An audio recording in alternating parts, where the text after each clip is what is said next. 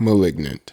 Look, I'm just gonna jump right into this and get it over with because the more I think about this movie, the further my equilibrium strays from balance and happiness. Malignant was a bad movie and there's no way around it. The sun is hot, grass is green, and Malignant sucks. These are just the laws of the universe. I watched this movie the day it came out and I'm only just now recording this video because I've had barf in my mouth since the day I watched it and I only just now was able to finally swallow it down. Watching Malignant was as pleasurable as watching two flies have sex under a microscope. It felt like somebody gave me Adderall and told me to watch paint dry. But instead of paint, it was spoiled milk. I would have had more fun mowing my lawn with a mouthful of embalming fluid in 100-degree weather. If it was meant to be a horror movie, then it sucked fat donkey dicks. And if it was meant to be a thriller action movie, then it sucked even fatter donkey dicks. It is beyond me why this dumbass movie was pushed so hard by HBO. The primary selling point of this movie was that the director also made The Conjuring, which is just another mediocre, overrated ass horror movie. Look, I'm not gonna delve deep into the plot because the plot is so hilariously stupid that it isn't even worth my time. It's not worth your time either. The fact that this movie got a 76 on Rotten Tomatoes is absolutely beyond me, and it just goes to show that you should never trust these stupid ass websites for advice on which movies you should waste 2 hours of your life watching. The critics seem to paint it as this outlandish, misunderstood, wacky masterpiece, but it really just feels like going to SeaWorld and a dolphin popping out the water just to let out a hot burp in your face. The main actress constantly does this emotionless scream throughout the movie and it's so bad. It's just a scream coming out of a face.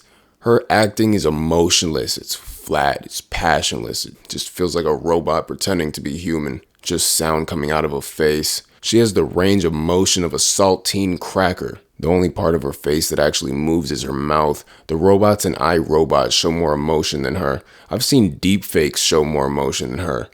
It's bad.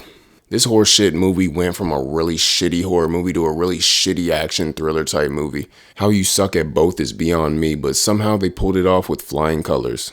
This movie was unfulfilling. I wouldn't say watching it is a bad experience. I'd say it was a terrible one. You wouldn't get from this movie what you haven't already gotten from hundreds of other movies. The dramatic lighting used throughout the film may have been meant to be stylistic, but for me it just comes off as childish. I've seen better lighting in amateur sex tapes. There were so many scenes in the movie that added absolutely nothing to the plot and went nowhere that it just starts to get tangled in its own mess of stupid, useless information. This movie has absolutely no replay value whatsoever. I'd rather drink a fifth of Henny out of a donkey's asshole than rewatch this bullshit. This movie has no redeeming qualities. Its only redeeming quality is that it ends. The element of horror was non-existent. The action wasn't anything we don't already get from every single action movie that comes out every weekend nowadays. And the thriller/suspense element was flat because the movie fails to make you feel anything towards any of the boring ass characters that they completely fail to develop whatsoever.